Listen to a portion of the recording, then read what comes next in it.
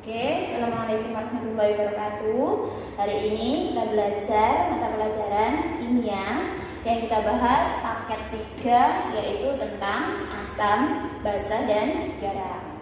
Nah, sebelum kita membahas tentang asam, basa, dan garam, kita belajar dulu yang namanya indikator. Biasanya kalau ada asam, basa, garam selalu berhubungan sama indikator. Apa itu indikator? Indikator adalah suatu alat, berarti iso alat atau zat yang bisa menunjukkan suatu larutan itu bersifat asam, basa, atau garam. Berarti indikator itu bisa buat alat atau suatu zat.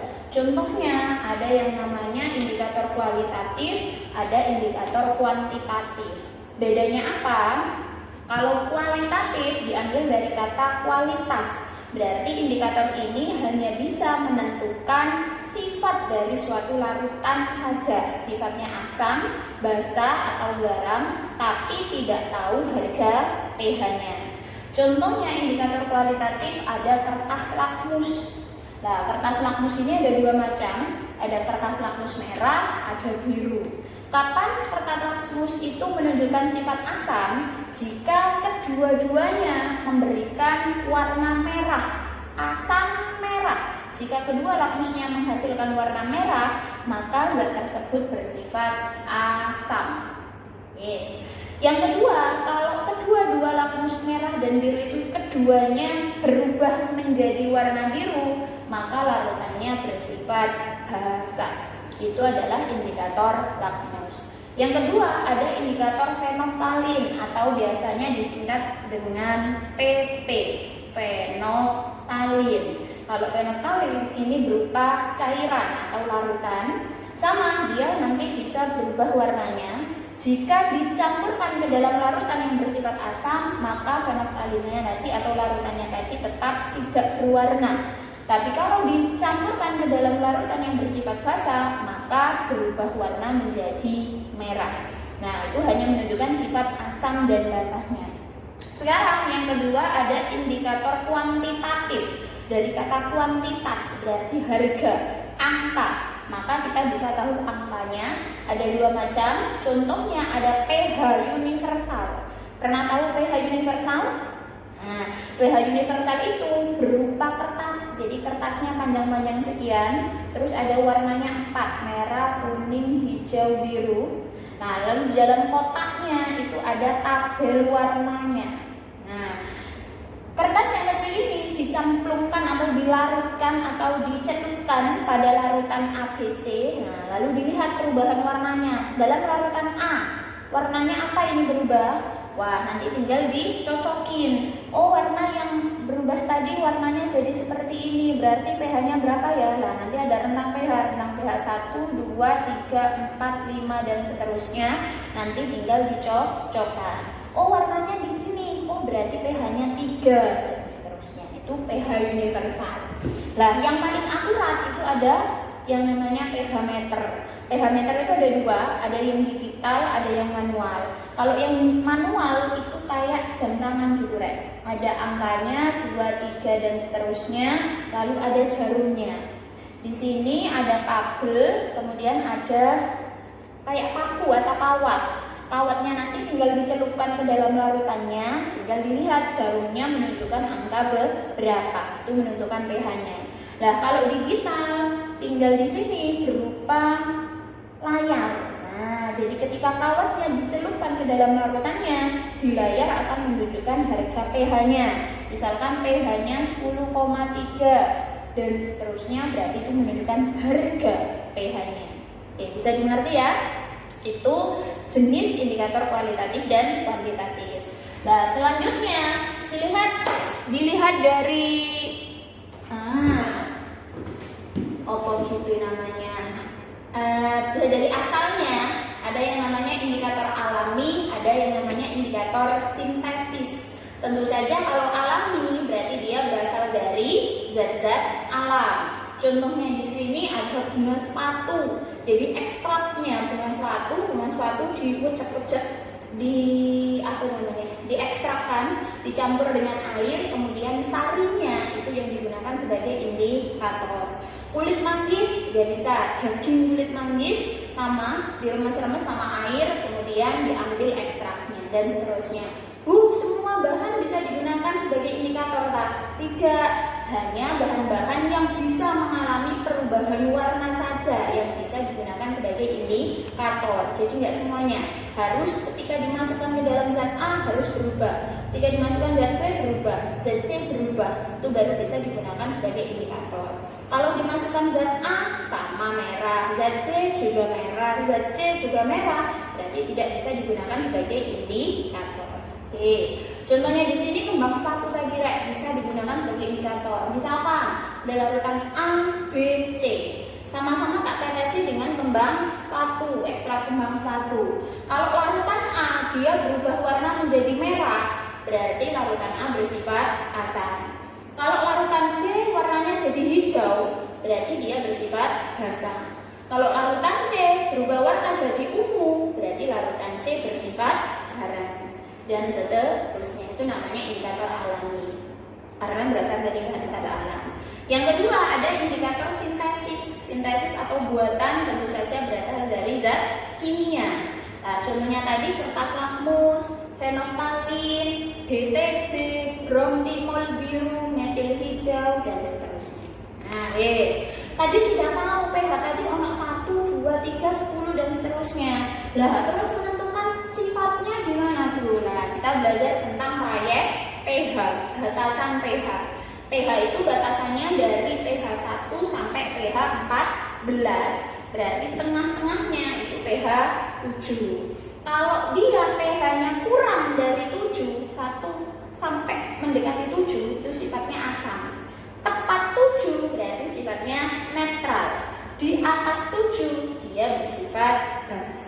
Jadi misalkan ada zat pH-nya misalkan asam cuka. Tahu asam cuka ya? Oke, asam cuka pas dihitung pH-nya sama dengan 4,5. Oh, 4,5 sifat apa berarti?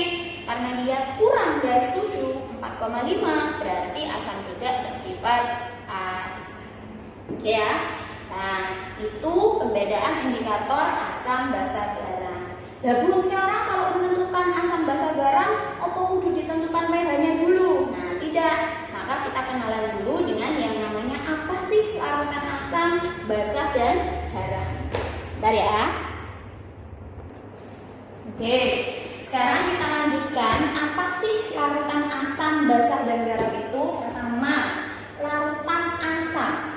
Kita untuk menentukan larutan asam nggak harus langsung diuji, bisa dilihat dari sifat-sifatnya dulu. Yang pertama, namanya asam, tentu saja ciri yang pertama rasanya umumnya pasti masak. Contohnya air jeruk kecut, oh berarti air jeruk bersifat asam. Contohnya lagi air cuka kecut. Apel, Bu, apel, ono kecut-kecute, boleh berarti dalam apel dia bersifat asam. Apalagi dalam stroberi, Bu, iya kalau kecut itu umumnya bersifat asam. Jangan sampai nanti ya kayak ini Bu, kayak asam ya. Yes. Yang kedua, cirinya kalau dilihat dari zatnya, dia bisa melepaskan ion hidrogen atau ion H+. Berarti setiap yang melepaskan H+ itu bersifat asam. Lalu dia bersifat korosif. Pernah tahu korosif? Korosif itu berkarat atau bahasa kerennya adalah tenyengen ketika dia dicampurkan ke dalam logam. Maka biasanya ada istilah hujan asam. Ketika asam pabrik yang bersifat belerang, nitrat. Nah, kalau hujan maka akan bersenyawa sehingga menghasilkan hujan asam yang kalau kena logam, misalkan pagar, misalkan pintu atau apa, maka dia bisa menyebabkan perkaratan, mudah berkarat. Jadi asam tidak boleh atau logam tidak boleh dikenakan atau terkena sifat atau larutan yang bersifat asam karena nanti bisa berkarat. Yang keempat, karena sifatnya asam, maka bisa menetralkan basa.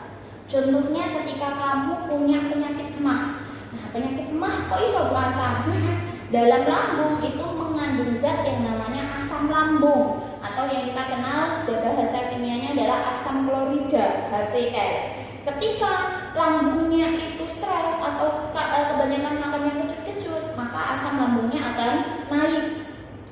dia mual dan seterusnya. Nah, supaya menetralkan nggak naik asam lambungnya, maka dinetralkan dengan basa. Nah, basa di sini adalah obat mah. Obat mah itu mengandung antasida yang bersifat basa. Yes. Selanjutnya tadi berhubungan dengan lakmus. Nah, karena sifatnya asam, maka lakmusnya harus berubah jadi merah dua-duanya. Merah tetap merah, lakmus biru harus jadi merah. Lalu asam pH-nya tadi kurang dari 7, kemudian bisa bereaksi dengan batu kapur sehingga menghasilkan gas oksigen. Contohnya ketika ada air telur, cangkang telur yang kita celupkan dalam larutan asam. Nah, itu ada gelembung-gelembungnya yang menunjukkan terbentuk gas karbon dioksida. Contohnya apa sih Bu asam itu? Contohnya HCl tadi, asam klorida atau yang dikenal dengan asam lambung dalam lambung kita. Lalu ada H2SO4, bahasa kimianya asam sulfat atau yang dikenal dengan air aki. Oh, aki ini entek, diisi ulang dengan air aki. Lalu ada H2CO3, asam karbonat yang terkandung dalam minuman bersoda. Nah, biasanya Sprite, Coca-Cola itu kan rasanya agak kecut-kecut karena mengandung asam karbonat. Lalu ada CH3COOH yang namanya asam asetat atau yang dikenal dengan asam cuka. Nah, itu bersifat asam. Nah, di sini ciri berarti the king-nya. Apa sih zat asam itu? Umumnya kalau dalam senyawa itu selalu mengandung H+. Kalau ada H+-nya, maka zat tersebut bersifat asam. Bisa dimengerti ya? Oke. Selanjutnya zat yang kedua ada yang namanya basa. Nah, sifat-sifatnya apa? Yang pertama, kalau dilihat dari rasanya itu pahit. Jamu Bu, pahit. Nah, boleh. Nah, dimana kalau basa itu contohnya umumnya zat-zat pembersih. Contohnya sabun. Nah, kalau kalian nggak sengaja makan sabun, pasti rasanya pahit. Deterjen, sampo, nah semuanya itu bersifat basa. Lalu bisa melepaskan ion OH-. Nah, berarti ada ion hidroksidanya, OH-.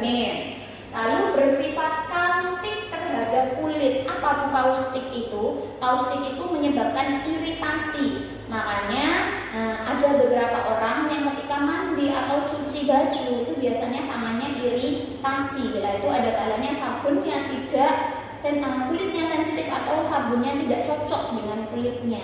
Nah, itu bisa menyebabkan kaustik atau iritasi. Itu disebabkan oleh apa itu? Bisa jadi karena basa yang dicampurkan ke dalam sabun atau deterjen itu terlalu banyak sehingga bisa menyebabkan iritasi. Lalu ketika dicampurkan dengan asam, dia bisa netral. Nah, contohnya tadi kayak obat mah ya. Lalu membirukan lakmus. Ketika diuji pakai kertas lakmusnya berubah jadi biru. Lakmus merah jadi biru, yang biru tetap biru. Oke. Lalu pH basa itu harus lebih besar dari 7. Contohnya pH-nya 8, 11,5, 12,3. Itu berarti bersifat basa. Lalu yang terakhir bisa bereaksi dengan lemak. Nah, makanya bisa dibuat sabun. Kenapa? Karena lemak atau kotoran kalau dikasih basah maka dia akan larut sehingga airnya itu akan kotor. Kayak cuci baju, kenapa kok kotor? Karena sabun mengandung basa yang bisa melarutkan lemak atau kotoran. Nah, contohnya di sini ada NaOH. Bahasa kimianya adalah natrium hidroksida atau yang terkandung dalam air sabun. Yang kedua, magnesium, MgOH 2 kali, magnesium hidroksida yang terkandung dalam antasida atau obat mah. Lah, boleh sembarangan rek. Kalau asam lambung naik katanya Bu Esta dikasih basa, aku tak ngombe sabun. Nah, boleh. Karena tidak semua zat itu bisa menetralkan. Jadi harus zat-zat tertentu. Misalnya kalau dia punya penyakit mah, berarti harus dikasih antasida, magnesium hidroksida ya. Khusus contohnya ada pada Roma, Milanta itu mengandung zat antasida. Lalu ada CaOH 2 kali yang nama kimianya kalsium hidroksida yang terkandung dalam semen. Nah, kalau di sini sifatnya basa, itu cirinya selalu ada OH-nya. Berarti ono OH min maka bersifat basah. Saya. Oke. Selanjutnya yang terakhir ada yang namanya garam. Nah, sifat dari garam itu apa? Namanya garam itu hasil dari pencampuran asam dengan basa. Karena hasil pencampuran, maka garam bersifat netral. Netralisasi, prosesnya netralisasi dari asam ketemu dengan basa. Nah, karena netral, maka pH-nya tadi tepat 7, harus pas 7. Contohnya air aqueous atau air yang tidak mengandung mineral itu dia sifatnya netral, pH-nya tepat 7. Nah, karena dia netral, maka ketika diuji dengan kertas lakmus warnanya tidak berubah. Berarti lakmus merahnya tetap menjadi merah, lakmus birunya juga tetap menjadi biru. Berarti bersifat netral. Contohnya apa? Contohnya ada NaCl, sering kita temui ya. Bahasa kimianya adalah natrium klorida atau yang sering kita kenal dengan garam dapur, uyah. Itu termasuk NaCl, garam. Yang kedua ada CaCO3, nama kimianya kalsium karbonat. Nah, ini biasa kita jumpai dalam batu kapur tulis. Nah, itu bersifat garam, yaitu kalsium karbonat. Tulang, nah itu mengandung zat kapur, kalsium karbonat. Al2SO4 3 kali, nama kimianya aluminium sulfat yang biasa terkandung dalam batu tawas. Tahu tawas, Rek? Biasanya di situ di kapur-kapur itu juga bisa menghasilkan tawas. Nah, biasanya digunakan untuk menjernihkan air. Nah, kalau sumur misalnya sumurnya keruh, biasanya dikasih apa untuk menjernihkannya? Dikasih tawas. Nah, itu contoh-contoh dari garam. Maka di sini bisa kita simpulkan berarti garam itu yang tidak ada H+ dan yang tidak ada OH-nya. Berarti misalkan kalau ada NaOH, nah ono OH. Karena ada OH-nya, maka senyawa tersebut bersifat basa. Contoh lain, kalau ada H2 apa ya namanya ya? HBr2. Nah, depannya ada H-nya. Karena depannya ada H-nya, maka dia bersifat asam. Baru kalau misalkan ada NaBr, tidak ada H-nya, tidak ada OH-nya, maka di sini bersifat. Bisa dimengerti adik-adik? Oke. Ada yang ditanyakan dari sini? Tidak ya? Kalau tidak, kita langsung bahas soalnya. Kita ambil coding dulu. Oke ya, kita bahas soal nomor 1. Nomor 1.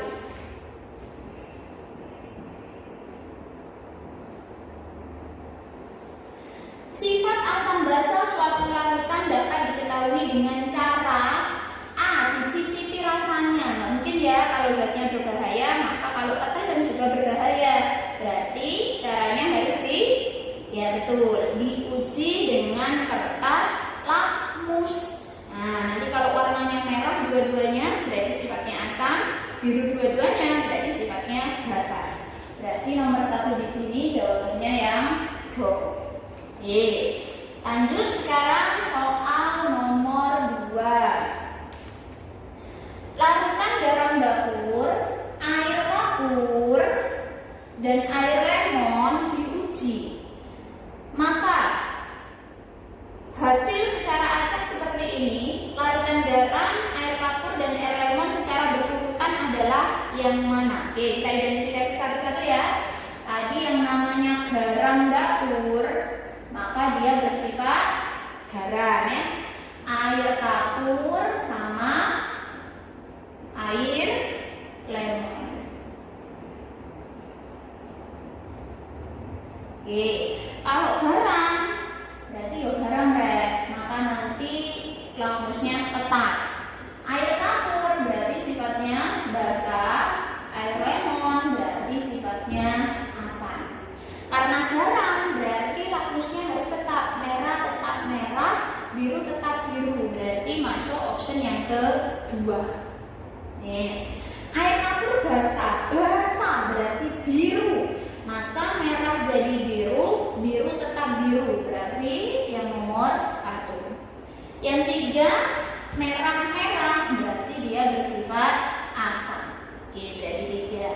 Maka urutannya secara berurutan adalah garam, berarti 2, 1, 3. Maka jawabannya adalah yang B. Oke. Selanjutnya nomor 3, tumbuhan yang dapat digunakan sebagai indikator asam basa. Berarti tumbuhannya tadi harus yang memberikan perubahan warna. Nah, di sini tadi ada indikator alamiah. Sudah tahu berarti yang bisa digunakan adalah yang kunyit. Nah, berarti jawabannya yang B. Lanjut nomor 4. Air deterjen menghasilkan warna hijau setelah ditetesi dengan ekstrak bunga sepatu. Nah, warna yang sama tadi kalau ditetesi dengan bunga sepatu jadinya warna hijau. Berarti air sabunnya bersifat apa, Rek? Betul. Berarti dia bersifat basa. Nah, di sini yang termasuk option basa apa? Air aki. Air aki tadi asam. Berarti salah ya. B. Air abu. Nah, betul. Air abu digunakan sebagai bahan penggosok. Abu gosok berarti pembersih. Maka pembersih juga bersifat basa. Sehingga jawabannya yang B. Oke. Lanjut nomor 5.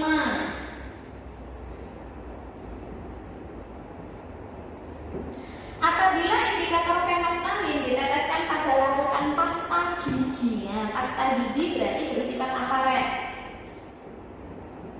Bahan pembersih. Karena bahan pembersih, maka pasta gigi bersifat basa.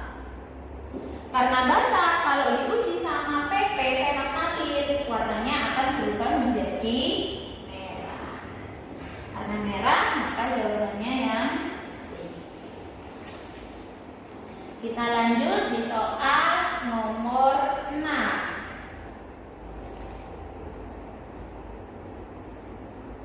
Siswa SMP mengukur suatu pH. 3 jenis bahan menggunakan pH meter. Bahan A, B, C secara berturut-turut adalah di situ bahan A pH-nya 9,5. Kalau di atas 7 berarti tadi sifatnya apa? Betul, berarti dia bersifat basa. Yang B pH-nya 3. 3 berarti kurang dari 7. Kurang dari 7 berarti bersifat asam. Yang C pH-nya tepat 7. Kalau tepat 7 tadi sifatnya apa, Rek? Iya betul, berarti bersifat netral. Nah, secara berurut-urut maka basa sendi basa, air kapur, betul, asam, cairan aki, netral, air sendi. Berarti jawabannya yang C. Bisa dimengerti ya? Oke, sekarang kita hapus dulu.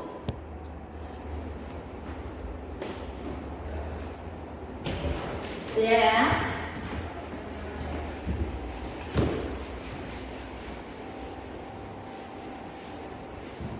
Nah, kita lanjut, kita bahas soal nomor 7.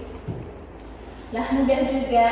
Di situ tinggal dilihat harga pH yang sesuai. Soda api itu tadi NaOH basa, berarti pH-nya 8,5. Betul ya? Cuka berarti asam, kurang dari 7. Betul? Amonia itu basa, berarti harusnya lebih dari 7, maka tidak salah. Asam klorida asam, berarti kurang dari 7, maka 4 juga salah. Sehingga pernyataan yang sesuai dengan pH-nya adalah yang A. Berarti nomor 7 A. Sekarang lanjut ke soal nomor 8. Lah, soal di nomor 8 itu ada tabel. Tabelnya kalau ada tabel seperti itu untuk menentukan pH-nya, maka kita menggunakan garis bilangan. Nah, pertama dengan metil merah dia menghasilkan warna kuning. Nah, kuning itu kan sebelah kanan, merah kuning. Berarti kuning sebelah kanan, maka pH-nya 4,4. Karena 4,4 ke kanan, berarti panahnya kita arahkan ke kanan. Lalu dia berwarna metil orange, berwarna merah dengan kresol merah.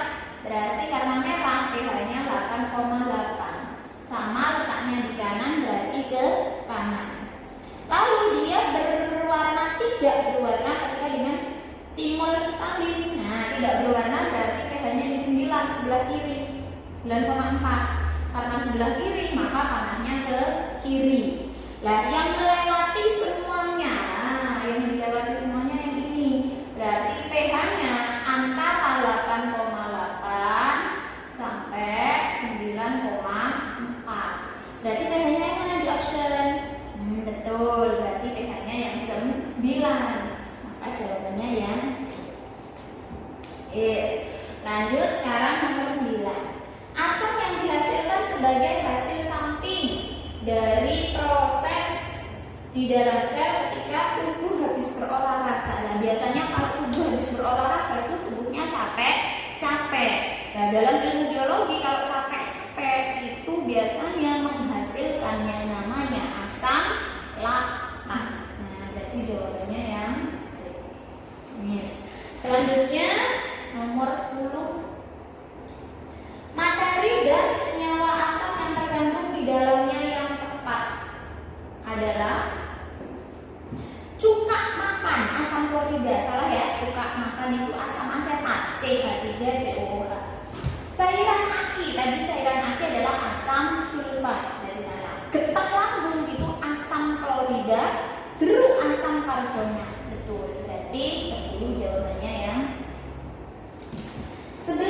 Nah, 11 ini sifat-sifatnya tadi sudah dijelaskan ya. Sifat berikut yang tergolong dalam sifat basa. Basa tadi dapat melarutkan lemak enggak? Betul ya, bisa bereaksi dengan lemak. Maka nomor 11 jawabannya yang lanjut nomor 12. Peralatan rumah tangga yang mudah rusak apabila terkena dengan larutan asam adalah tadi larutan asam bisa menyebabkan korosi jika dimasukkan ke dalam logam. Nah, option di sini yang termasuk logam apa rek? Gergaji, cowek batu, rak kayu apa ember plastik? Betul ya? Berarti gergaji dari logam, sehingga jawabannya yang betul. Lanjut nomor 13. Diberikan beberapa materi di sekitar kita. Air kopi, antasida, air jeruk nipis, garam dapur. pH yang paling tinggi. pH paling tinggi berarti yang di atas 7. Kalau di atas 7 berarti sifatnya basa. Manakah dari larutan tersebut yang bersifat basa? Betul, antasida. Berarti jawabannya yang B. 13. Bisa dimengerti? Oke, ditulis dulu ya. Sudah? Hapus ya.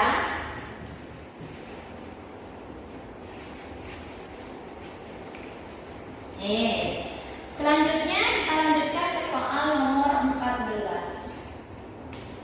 Salah satu kegunaan kalsium hidroksida. Tadi ada ya Rek, kalsium hidroksida CaOH itu sebagai bahan adukan semen. Berarti jawabannya yang C. 15. Bahan pembersih seperti pembersih saluran bak cuci, muka, dan kaca mengandung senyawa basah karena sifatnya yang dapat dia sebagai pembersih. Kenapa bisa membersihkan kotoran? Karena dia melarutkan lemak. Karena lemak itu termasuk kotoran atau kotoran itu termasuk lemak, minyak. Berarti C. 16. Larutan amonia merupakan larutan yang bersifat basah. Amonia yang biasanya baunya kayak pipis, pesing. Cara yang paling tepat, boleh dicicipi ambil lebih enak. Maka harus diuji dengan kertas lakmus. Berarti jawabannya yang do. Nomor 17 juga sudah ya tadi. Reaksi antara asam dan basa. Ini masih ada reaksi antara asam dan basa, maka namanya reaksi netralisasi. B. 18. Larutan yang tergolong garam. Nah, ini juga masih ada ya, belum dihapus Ibu. Garam itu cirinya tidak ada H+ dan tidak ada OH-. Nah, kalian lihat di situ yang tidak ada H+, depannya tidak ada H, belakangnya nggak ada OH. Berarti jawabannya yang B. Tuh. Nah, lanjut 19. Baking soda. Baking soda itu bisa buang soda. Baking soda itu senyawanya NaHCO3. Salah satu jenis garam yang banyak digunakan untuk apa? Biasanya baking soda, soda baking. Nah, itu sebagai bahan pengembang roti.